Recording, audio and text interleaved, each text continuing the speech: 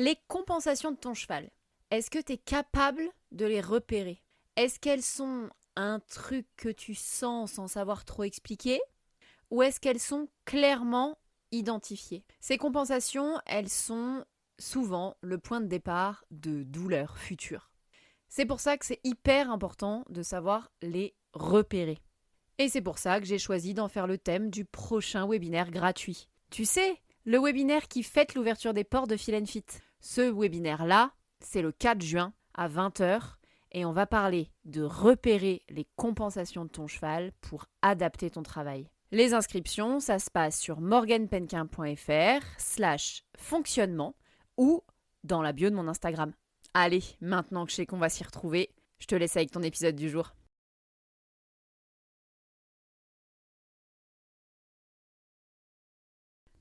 Salut, j'espère que tu vas bien. Aujourd'hui, on se retrouve pour un épisode où on va aller explorer les sujets de problématiques de rythme, d'équilibre, de douleur au dos de nos chevaux, de problèmes d'engagement.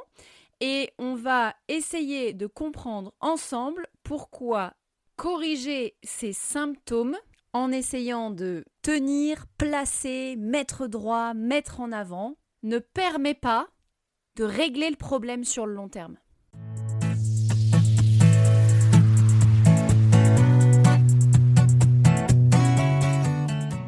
Salut, bienvenue dans À Cheval, le podcast de l'équitation collaborative. Je suis Morgane, je suis coach en équitation et j'accompagne mes élèves, peu importe leur discipline ou leur niveau équestre, vers plus de collaboration dans leurs échanges avec leur cheval. Si tu es cavalière et que tu es à la recherche de connaissances, de tips, de réflexions ou d'exos pour que ton équitation devienne plus collaborative, alors tu es au bon endroit. Dans ce podcast, je te partage seule ou avec mes invités tout pour t'inspirer et que tu puisses développer l'équitation dont tu rêves avec ton cheval. T'es prête? Allez hop, à cheval! Allez, on est parti pour cet épisode du jour où, avant de commencer, il y a vraiment une chose dont j'ai envie de vous parler et que j'ai presque envie de redéfinir. C'est la différence entre le symptôme et la cause. Et c'est hyper important de le placer là et c'est vraiment le cœur de ce que je fais dans tous les accompagnements. C'est qu'on essaye de discerner l'un de l'autre. Puisque il est important de comprendre qu'un problème d'engagement peut être une cause, mais peut être une conséquence. Un problème d'équilibre peut être une cause, mais peut être une conséquence.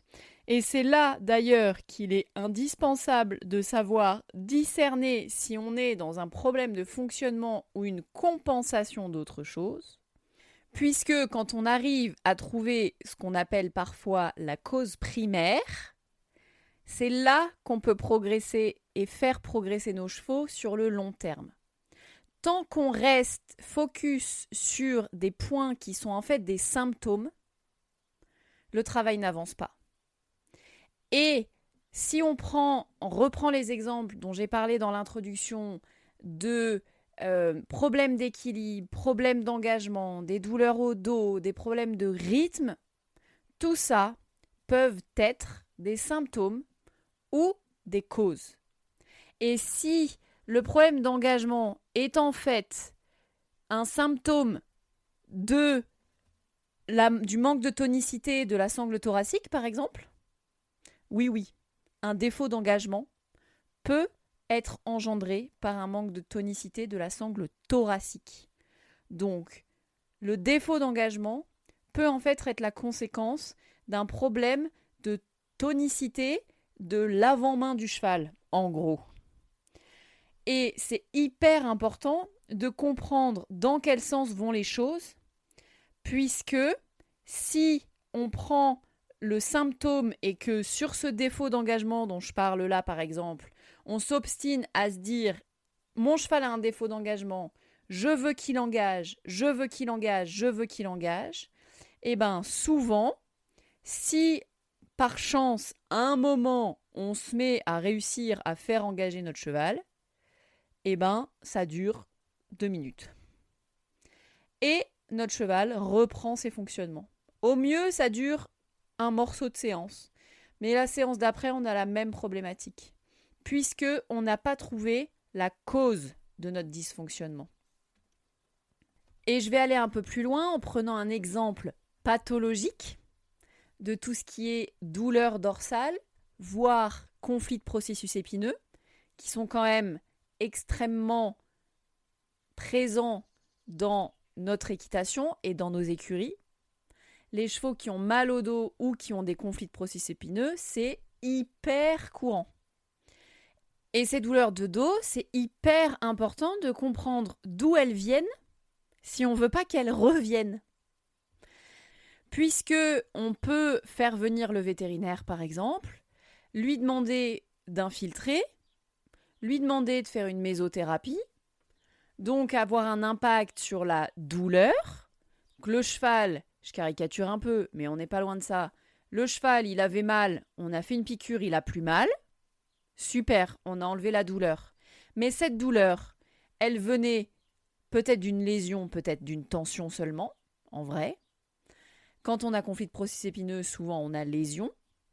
Mais elle était, avant qu'il y ait lésion, il y a bien eu dysfonctionnement qui a amené à une lésion. Et si on repart avec notre cheval qui a été infiltré ou avec de la mésothérapie, on a besoin, pour que ces douleurs ne reviennent pas, on a besoin de changer quelque chose dans notre façon d'appréhender le travail. Il y a une citation comme ça là, c'est comment on peut imaginer avoir des résultats différents si on fait toujours la même chose, truc dans le genre. Dans les études sur les douleurs de dos, on en parlait dans les ateliers de Feel and Fit là récemment, ils parlent bien après une prise en charge médicale, vétérinaire, d'un travail spécifique. Et du coup, les filles, elles me disaient « Oui, Morgane, mais c'est quoi en vrai le travail spécifique d'un cheval qui a mal au dos ?» Eh bien déjà, la première étape d'un travail spécifique, c'est d'essayer de comprendre pourquoi elle est là, cette douleur au dos. C'est quoi dans le fonctionnement de mon cheval qui a entraîné une compensation telle qu'on a eu une lésion dans le dos? Est-ce que c'est d'un point de vue conformation, on sait qu'il a cette faiblesse-là dans le dos? Super. Mais est-ce qu'on peut faire quelque chose dans notre travail pour l'aider? Est-ce qu'on peut faire quelque chose dans notre travail plutôt que de se dire « Bon, de toute façon, il a un dos long, hein. » Qu'est-ce que je peux faire? Qu'est-ce que ce dos long me fait me dire de l'importance de la qualité, de la tonicité de cette ceinture thoracique, par exemple? Comment je mets en place un travail qui est à la fois pertinent d'un point de vue physique et à la fois qui amène l'adhésion du cheval pour que, en plus des séances de travail que je lui propose, il ait envie, dans son environnement naturel, de venir se gainer un peu parfois? Comment je peux lui permettre de vivre des expériences dans mon travail qui lui permettent de se dire « Oh, tiens, ça demande des efforts de se gainer, mais mon Dieu, qu'est-ce que je me sens bien quand je me gaine ?» Ces expériences, elles sont telles et tellement intéressantes que quand on le voit trotter dans son pré, on se met à le voir porter son dos. Comment je peux amener ça dans mon travail? Comment l'équitation peut devenir cet endroit-là pour le cheval, plutôt que d'être seulement une balade pour s'aérer l'esprit de l'humain le dimanche, ou être seulement un objet de performance, parce que j'ai acheté un cheval de concours, donc je vais aller faire du concours. Comment, même si je fais du concours, même si je fais des balades pour m'aérer l'esprit le dimanche, comment je fais pour construire un espace de travail qui permet au cheval de se sentir mieux dans son corps? Et je ne vous parle pas spécifiquement de la version doigt de pied en éventail à siroter un cocktail sur la plage, hein.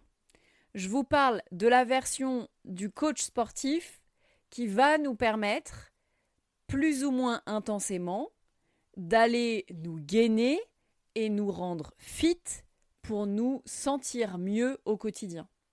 Ce concept de sport santé, il est vraiment développé et de plus en plus développé en humaine. Les humains se mettent à faire du sport avec la conscience que ça leur fait du bien à leur corps. Amenons ça dans le monde du cheval. C'est à ça que sert mon activité. C'est à ça que je dédie mes journées. C'est à ça que j'accompagne mes clients au quotidien. On veut que l'équitation devienne un espace de santé pour les chevaux. Et on pourrait dérouler le fil plus loin ou tirer sur le fil plus loin en se disant que la société dans laquelle on évolue a besoin d'avoir des garanties de bien-être de plus en plus. On est visé, si je parle d'un point de vue sociétal, l'équitation est comme d'autres pratiques avec les animaux dans le viseur des gens qui disent que on demande à faire des choses aux animaux qu'ils n'ont pas envie de faire, etc. Créons l'équitation qui permet aux chevaux de se sentir bien. On a des observables qui existent, mécaniques, biomécaniques, qui sont capables de définir si mon cheval se sent physiquement mieux à la fin d'une séance plutôt qu'au début d'une séance. C'est à ça que j'accompagne mes clients au quotidien.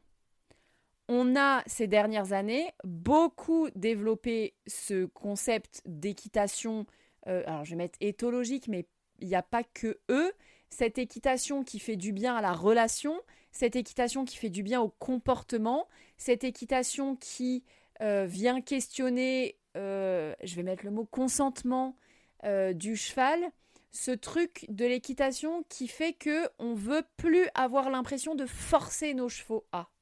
Super, allons plus loin. Allons vers une équitation qui, en plus de leur permettre leur adhésion mentale, émotionnelle, psychique, va leur amener un bien-être physique, une progression. Feel and fit, on est bien sur le cheval qui se sent bien, qui est fit, qui s'entraîne et qui se sent bien. On le sait aujourd'hui que le sport, peu importe le sport, a un objectif de bien-être, nous apporte du bien-être. Si il est bien mené. Évidemment que la personne qui va aller soulever des haltères et faire des développés couchés alors qu'elle a aucune notion de comment amener cet effort, etc., au bout d'un moment, elle va se faire mal. On le sait bien, je m'intéresse beaucoup à la course à pied, au trail et à l'ultra-trail ces derniers temps, ça me passionne. On le sait, ceux qui embarquent dans la course à pied en se disant qu'ils vont faire que des séances d'une heure tous les jours, ils passent de 0 à ça, à un moment, ils se blessent. Mais si ils écoutent leur corps, s'ils sont à l'affût de leurs signaux et s'ils adaptent leurs entraînements, ils passent des caps de progression en se sentant de mieux en mieux. Et c'est vraiment ça que moi, j'ai envie d'amener et j'amène au quotidien dans les séances, c'est que les chevaux, ils n'ont pas cette capacité de nous dire là, j'ai un peu mal à cet endroit-là, mais je pense que je peux y aller. Ou j'ai un peu mal, meuf, là, cet endroit-là, là, ça sent mauvais. Ils ne sont pas capables de nous le dire avec autant de... Ils ne communiquent pas, ils ne parlent pas. Ok ? Donc, à nous d'aller trouver le moyen d'avoir ces infos. Et c'est pas parce qu'un cheval fait qu'il est prêt à faire. Peu importe la méthode qu'on utilise, le renforcement positif, le renforcement négatif, à un moment, le cheval, il a besoin d'être physiquement prêt à faire un effort. Tous les efforts, les déplacements latéraux sur une barre au sol, c'est hyper demandeur pour les chevaux. En faire 10 km, c'est hyper délétère pour le physique des chevaux. Peu importe le cheval. On a besoin de savoir repérer les signaux. Si ton cheval il a des douleurs lombaires, eh ben, le déplacement sur une barre au sol, ça va lui faire mal au dos. Oui, tu peux renforcer à la carotte et il va le faire, mais il va avoir mal au dos. Donc, il y a ce truc de se dire, ok, j'utilise une méthode, peu importe la méthode, mais j'ai besoin, si je veux être sûr que mon équitation va dans le sens de mon cheval, j'ai besoin de savoir repérer les signaux mécaniques. C'est indispensable. Et si mon cheval a été ou est un cheval qui a eu des problèmes physiques, j'ai besoin de changer quelque chose. Les conflits de processus épineux, je reviens sur cet exemple-là, je ne peux pas, c'est multifactoriel évidemment, mais à un moment, c'est hyper important de comprendre que les conflits de processus épineux, ils arrivent chez les chevaux parce qu'ils ont leur dos en extension sur toute la longueur du dos ou sur une partie. On vient s'asseoir là quand on est cavalier. Forcément que notre équitation, elle a un impact là-dessus.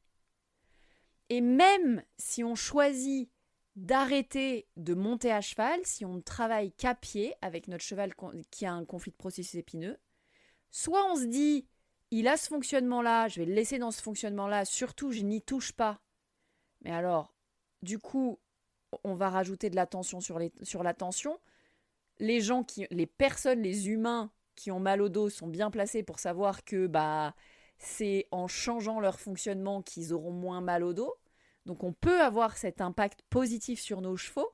On peut, par nos séances de travail à pied, aller lui permettre de changer un peu ses fonctionnements, d'aller explorer des façons de fonctionner différentes pour se sentir mieux dans son corps. C'est hyper important de comprendre que c'est possible de le faire à cheval et c'est possible de le faire à pied. Et en même temps, c'est possible de faire l'inverse à cheval et c'est possible de faire l'inverse à pied. Tout ça, d'avoir la garantie, j'ai envie de dire, d'aller dans le sens du cheval, ou en tout cas le maximum de garantie possible, c'est d'aller développer ce que j'appelle nos lunettes biomécaniques, notre capacité à discerner les différents types de fonctionnement de nos chevaux, le fonctionnement de notre cheval, comment son dos fonctionne aujourd'hui, comment ses postérieurs fonctionnent aujourd'hui, comment son postérieur droit fonctionne par rapport à son postérieur gauche, quels sont les fonctionnements délétères que je connais de mon cheval, est-ce qu'il est en train d'y replonger ou pas ? Est-ce que cette fameuse infiltration que le vétérinaire a fait il y a 3 mois semble toujours montrer des résultats ? Est-ce que j'ai réussi à faire en sorte que mon travail vienne en plus de ça l'améliorer ? Ou est-ce que j'ai fait cette infiltration, j'ai repris mon travail comme avant, et du coup, il va falloir en refaire une.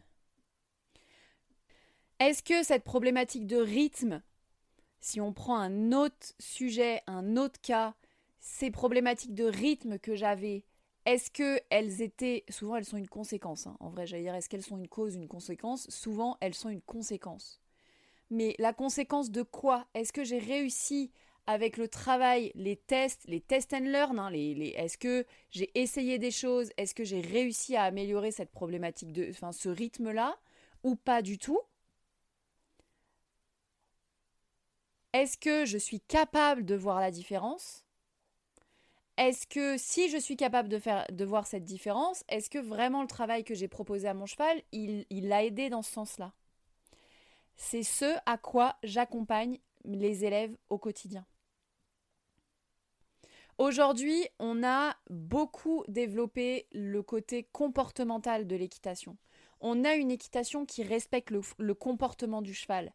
Allons un step plus loin et développons une équitation qui respecte non seulement le comportement du cheval, mais aussi son fonctionnement physique. Développons une équitation qui permet à notre cheval de se sentir bien dans son corps. Développons une équitation qui a le même effet qu'une séance de sport bien menée chez nous les humains. C'est ce à quoi j'accompagne mes élèves au quotidien. Si jamais tu te reconnais, tu as envie d'aller vers ça et de passer un step dans ta façon de faire de l'équitation, contacte-moi en privé et viens me raconter les problématiques que tu as avec ton cheval. On verra comment je peux t'aider. Et de faire ça, c'est pas dépendant de votre niveau technique.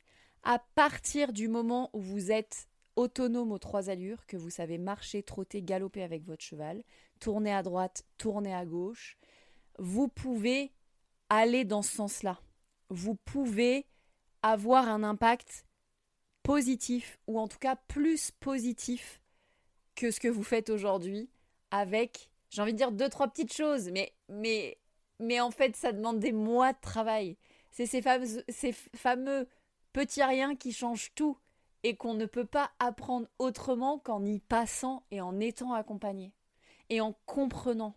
On comprend, chez moi, c'est vraiment hyper important de comprendre que le process, c'est on comprend, on observe, on ajuste.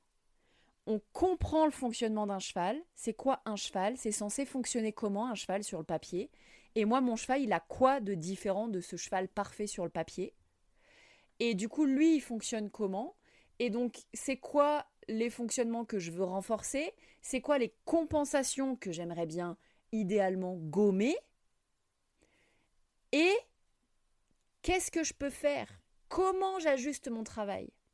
C'est bien ça qui nécessite un peu de temps et un peu d'implication. C'est ça qu'on travaille dans le programme Feel and Fit avec l'accompagnement. On va aller comprendre, ensuite on va aller observer nos chevaux, puis on va aller mettre le travail au service de ce qu'on voit. Si jamais ce que je te dis, encore une fois, te parle et que tu as envie de passer ce step dans ton équitation, ou que tu es enseignant et que tu as envie non seulement de passer ce step dans ton équitation, mais aussi d'aller transmettre ça à tes élèves avec du concret pour qu'ils comprennent mieux, contacte-moi en message privé, on en parle et on voit comment je peux t'aider. Si tu as ton cheval en autogestion chez toi et que tu as envie de passer ce step-là parce que c'est difficile pour toi de te faire accompagner, parce qu'il n'y a personne dans ton coin, parce que tu n'as pas trop d'installation et du coup, il va falloir que tu fasses avec ce que tu as, contacte-moi, on voit ensemble comment je peux t'aider. C'est l'avantage de la visio, c'est l'avantage du distanciel. On va vraiment pouvoir s'adapter à toi, ce que tu as chez toi, comment on fait, et puis tu vas pouvoir développer cette autonomie dont tu as besoin quand tu as ton cheval chez toi ou que tu n'as pas ton coach à chaque séance. Donc, le cœur de ce que j'avais envie de vous transmettre ici dans cet épisode de podcast, c'est que si vous voulez que quelque chose change dans le fonctionnement de votre cheval, vous allez avoir besoin de changer quelque chose dans votre compréhension et dans votre équitation. On ne peut pas continuer à corriger le symptôme et imaginer que le problème va se régler. Si ça fait des mois, des années que vous êtes sur un sujet, qu'il ne progresse pas, vous avez besoin de changer quelque chose.